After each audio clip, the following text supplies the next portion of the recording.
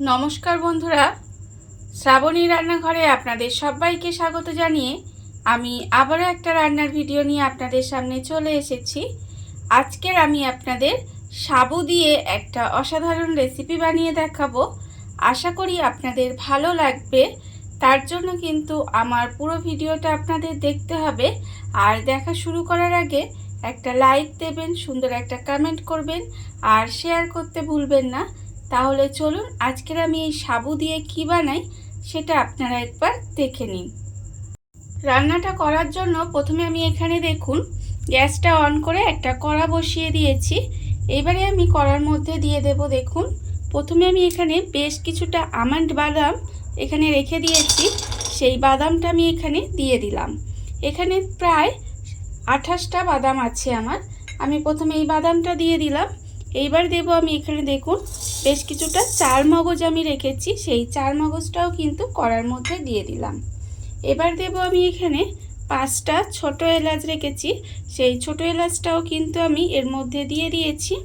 দিয়ে এবারে সমস্ত কিছু একটু গ্যাসটা লোতে দিয়ে এইভাবে হালকা করে একটু ভেজে নিতে হবে। এইভাবে কিন্তু সমস্ত কিছু প্রথমে একটু ড্রাই রোস্ট করে নেব।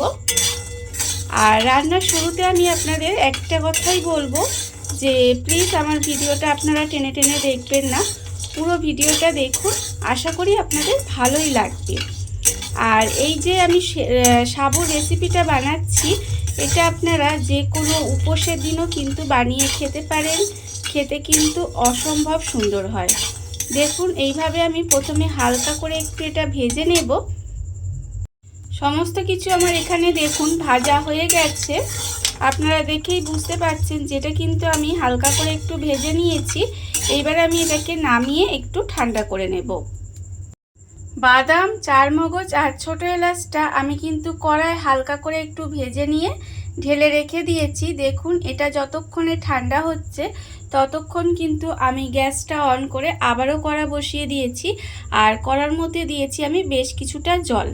এবারে আমি এখানে রেখেছি দেখুন সাবুটা কিন্তু আমি এখানে প্রায় এক বাটি, বড় বাটির এক বাটি সাবু নিয়েছিলাম।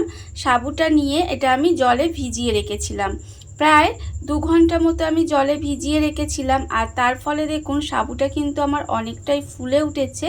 আর ফুলে ওঠার পরে এই জলটা কিন্তু পুরোটা, আমি এমনভাবে জল দিয়েছিলাম পুরো জলটা কিন্তু এরা সোপ করে নিয়েছে, আপনারা দেখে বুঝতেই পাচ্ছেন। এইবারে দেখুন যে কড়ার মধ্যে আমি জলটা আমি রেখেছি, সেই কড়ার মধ্যে কিন্তু এই সাবুটা আমি দিয়ে দিলাম। সাবুটা দিয়ে একটু কড়ার মধ্যে সাবুটা সেদ্ধ করে নিতে হবে। খুব বেশিক্ষণ কিন্তু এইভাবে সেদ্ধ করতে হবে না, আমি আপনাদের দেখাচ্ছি। দেখুন এইভাবে কিন্তু 8 থেকে 10 মিনিট রান্না করে নেওয়ার ফলে দেখবেন সাবুর কালারটা একটু চেঞ্জ হয়ে যাবে। আর ততক্ষণ পর্যন্ত কিন্তু সাবুটা আমি একটু রান্না করে নেব। সাবুটা আমি এখানে দেখুন প্রায় 10 মিনিট মতো এইভাবে একটু রান্না করে নিয়েছি। এর ফলে দেখুন সাবুর কালারটা কিন্তু একেবারে চেঞ্জ হয়ে গেছে, আপনারা দেখতেই পাচ্ছেন। এইবারে কিন্তু আমি সাবুটাকে একটু জল ঝরিয়ে নামিয়ে নেব। সাবুটা কিন্তু জল ঝরিয়ে খুব ভালোভাবে নামিয়ে নিতে হবে। দেখুন এইভাবে আমি জলটা ঝারিয়ে নেব। ঝারিয়ে নিয়ে সাবুগুলোকে কিন্তু নামিয়ে নেব। আপনারা চাইলে কিন্তু যে কোনো ছাঁকুনির সাহায্যেও কিন্তু জলটা ঝারিয়ে নিতে পারেন। দেখুন সাবুগুলো আমি এখানে এইভাবে জলটা ঝারিয়ে তুলে নেব। সাবুটা আমি এখানে জল ঝরিয়ে আলাদা করে তুলে রেখে দিয়েছি। এইবারে আমি এর মধ্যে কিন্তু সঙ্গে সঙ্গে ঠান্ডা জল দিয়ে দেব। দেখুন বেশ কিছুটা ঠান্ডা জল দিয়ে দিলাম। ঠান্ডা জল দিয়ে কিন্তু এই সাবুটাকেও খুব ভালোভাবে একটু ধুয়ে নিতে হবে। ধুয়ে আবারও কিন্তু এটাকে আমি জল ঝরিয়ে তুলে নেব। দেখুন এইভাবে কিন্তু এটাকে খুব ভালোভাবে প্রথমে ধুয়ে নেব।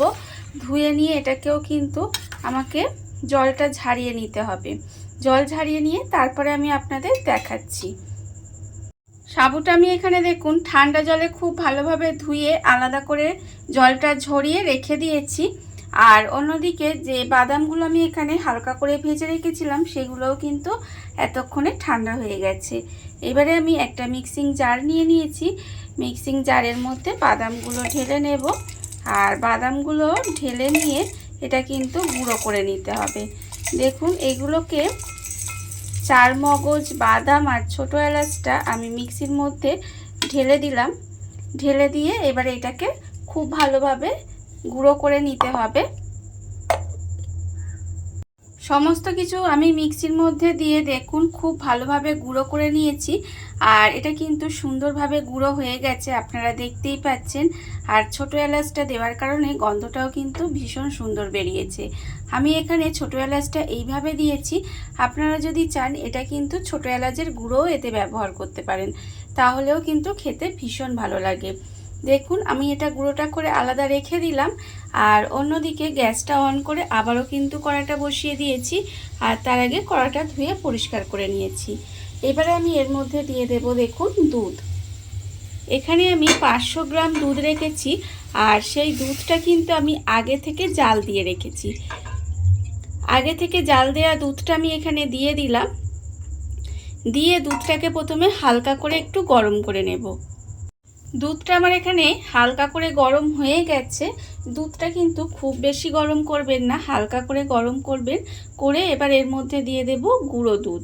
এখানে আমি এরকম ছোট একটা বাটির হাফ বাটি গুঁড়ো দুধ রেখেছি, সেই গুঁড়ো দুধটাও কিন্তু এর মধ্যে দিয়ে দিলাম। দিয়ে খুব ভালোভাবে গুঁড়ো দুধটা মিশিয়ে দিতে হবে। আর এটা যদি আপনারা দুধটা খুব বেশি গরম করে ফেলেন তাহলে দেখবেন এই যে গুঁড়ো দুধটা এর সঙ্গে মিশে গেছে, এটা কিন্তু মিশে যাবে না। সেই জন্য হালকা করে দুধটা গরম করে তারপরে কিন্তু এই গুঁড়ো দুধটা দেবেন, তাহলে দেখবেন এটা কিন্তু খুব ভালোভাবে মিশে যায় আর দলা পাকিয়ে যায় না। গুঁড়ো দুধটা দিয়ে এইভাবে আমি কিছুক্ষণ রান্না করে নেব। এর ফলে দেখবেন দুধটা কিন্তু একটু ঘন হয়ে যাবে। আমি গুঁড়ো দুধটা দিয়ে এইভাবে একটু রান্না হতে দেব। গুঁড়ো দুধটা দিয়ে আমি কিন্তু এইভাবে বেশ কিছুক্ষণ দেখুন রান্না করে নিয়েছি। এর ফলে আপনারা দেখতেই পাচ্ছেন যে দুধটা কিন্তু আরও অনেকটাই ঘন হয়ে গেছে। এইবারে দেখুন এইভাবে সাইড থেকে একটু কেকে কেকে কিন্তু দুধের মধ্যে মিশিয়ে দেব। মিশিয়ে দিয়ে আমি এইভাবে একটু রান্না করে নিয়েছি। এইবারে আমি এর মধ্যে দিয়ে দেব দেখুন চিনি। এখানে আমি একটা মাঝারি সাইজের বাটির 1 বাটি চিনি দিয়েছি। আপনারা কিন্তু চিনির পরিমাণটা কতটা মিষ্টি খাবেন সেটা বুঝে ব্যবহার করবেন। আমি এখানে 1 বাটি চিনি দিয়েছি, আপনারা কিন্তু চাইলে এর থেকে কম চিনিও দিতে পারেন বা এর থেকে বেশি চিনিও দিতে পারেন। আমি আগেই বললাম যে আপনারা কতটা মিষ্টি খাবেন সেটা বুঝে কিন্তু চিনিটা ব্যবহার করবেন। দেখুন চিনিটা দেওয়ার ফলে কিন্তু এই দুধটা আর একটু পাতলা হয়ে যাবে। চিনিটা গলে গিয়ে দুধটা কিন্তু একটু পাতলা হয়ে যাবে। আর পাতলা হয়ে যাওয়ার পর দেখবেন আমি কিন্তু আবারও একটু জাল দিয়ে দিয়ে আরও একটু ঘন করে নেব। এইভাবে আরেকটু ঘন করে নিতে হবে। চিনিটা দিয়ে দেখুন আমি কিন্তু আবারও কিছুক্ষণ এইভাবে একটু রান্না করে নিয়েছি।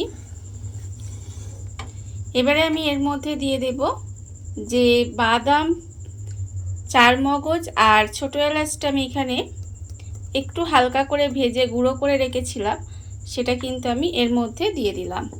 দিয়ে খুব ভালোভাবে এটাকে মিশিয়ে দেব। মিশিয়ে আবারও কিন্তু বেশ কিছুক্ষণ এইভাবে একটু রান্না করে নেব। এই ধরুন 5 মিনিট মতো কিন্তু আবারও এইভাবে একটু রান্না করে নিতে হবে। সমস্ত কিছু খুব ভালোভাবে মিশিয়ে দিয়ে দেখুন আমন্ড বাদামের যে খোসা সমেত আমি এখানে দিয়েছি বলে কালারটা কিন্তু একটু চেঞ্জ হয়ে গেছে। আপনারা চাইলে কিন্তু খোসাটা মানে বাদামটা জলে ভিজিয়ে খোসাটা ছাড়িয়েও দিতে পারেন, তাতেও কিন্তু খেতে ভীষণ ভালো লাগবে। আর খোসাটা দিলেও কোনো অসুবিধা নেই। দেখুন এবারে এইভাবে আমি মিশিয়ে মিশিয়ে একটু রান্না করে নেব। বাদামের গুঁড়োগুলো আমি দুধের মধ্যে মিশিয়ে দিয়েছি, খুব ভালোভাবে মিশিয়ে এইভাবে 5 মিনিট মতো একটু রান্না করে নিয়েছিলাম। দেখুন আপনারা দেখতেই পাচ্ছেন এটা কিন্তু কতটা ঘন হয়ে গেছে আর কত সুন্দর, এখনই দেখুন কতটা সুন্দর হয়ে গেছে। এইবারে আমি এর মধ্যে দিয়ে দেব যে সাবুটা আমি এখানে ঠান্ডা জলে ধুয়ে জলটা ঝরিয়ে রেখে দিয়েছিলাম, সেই সাবুটা কিন্তু আমি এখানে দিয়ে দিলাম। সাবুটা এখানে দিয়ে আবারও কিন্তু খুব ভালোভাবে একটু মিশিয়ে নেব। আর মিশিয়ে নিয়ে আবারও কিন্তু 8 থেকে 10 মিনিট মতো এইভাবে একটু রান্না করে নিতে হবে। রান্না করে নিলেই কিন্তু আমার একেবারে রান্নাটা রেডি হয়ে যাবে।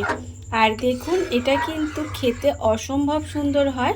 আমি কিন্তু বারবার আপনাদের বলছি, যে কোনো উপোসের দিন বা অন্য কোনো দিনও সাবুর এই রেসিপিটা আপনারা একবার হলেও বাড়িতে বানিয়ে দেখবেন। খেতে কিন্তু সত্যি বলছি ভীষণ ভীষণ সুন্দর হয়। দেখুন, আর আমি একটা কথা আপনাদের বলে দিই, যে এটা কিন্তু আপনারা গরম গরম পরিবেশন করবেন না। এটা কিন্তু ঠান্ডা করে আপনারা যদি ফ্রিজে কিছুক্ষণ রেখে দেন আর তারপর যদি এটা ঠান্ডা ঠান্ডা পরিবেশন করেন, গরমের দিনে কিন্তু সত্যি বলছি ভীষণ ভালো লাগে খেতে। দেখুন এটা আমি খুব ভালোভাবে মিশিয়ে নিয়েছি, আর মিশিয়ে নিয়ে এটা আমি একটু রান্না করে নেব। সাবুটা দিয়ে আমি এখানে প্রায় 10 মিনিট মতো এইভাবে একটু রান্না করে নিয়েছিলাম। দেখুন এখানে কিন্তু আমার রান্নাটা প্রায় রেডি হয়ে গেছে, আপনারা দেখতেই পাচ্ছেন। আর এটা কিন্তু আমার এই রকম অবস্থাতেই নামিয়ে নিতে হবে।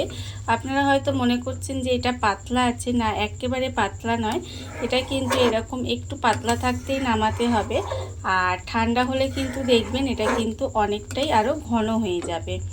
আর এটা কিন্তু খেতে ভীষণ ভালো হয়, এটা তো আমি আপনাদের আগেই বলেছি। আর আপনারা একবার হলেও বাড়িতে বানিয়ে দেখবেন, আর দেখে কিন্তু আমাকে কমেন্ট করে জানাতে একেবারে ভুলবেন না। দেখুন আমার কিন্তু সাবুর রেসিপি বা বাদাম দিয়ে, বাদামের গুঁড়ো দিয়ে সাবুর রেসিপি যাই বলেন না কেন তৈরি হয়ে গেছে। আমি এবার গ্যাসটা অফ করে দেব, আর অফ করে দিয়ে আপনাদের পরিবেশন করে দেখাবো যে জিনিসটা কেমন হলো। দেখুন রান্না কিন্তু আমার একেবারে রেডি। গ্যাসটা অফ করে দিলাম। দেখুন বন্ধুরা, বাড়িতে থাকা কত অল্প উপকরণে কত অল্প সময় কত সুন্দর একটা সাবুর রেসিপি তৈরি হয়ে গেছে, আপনারা দেখতেই পেলেন। আর এটা কিন্তু খেতে অসম্ভব সুন্দর হয়। এইভাবে আপনারাও একবার হলেও বাড়িতে বানিয়ে দেখতে পারেন। আর এই ভিডিওটা যদি আপনাদের ভালো লেগে থাকে, আপনারা যদি ফেসবুক থেকে দেখে থাকেন পেজটি ফলো করে দেওয়ার অনুরোধ রইল। আর যদি ইউটিউব থেকে দেখে থাকেন চ্যানেলটি সাবস্ক্রাইব করে নেওয়ার অনুরোধ রইল। তাহলে চলুন ভিডিওটা আমি এখানেই শেষ করছি। আপনারা সবাই ভালো থাকবেন, সুস্থ থাকবেন। আবারও হাজির হব নতুন কোনো রান্না নিয়ে।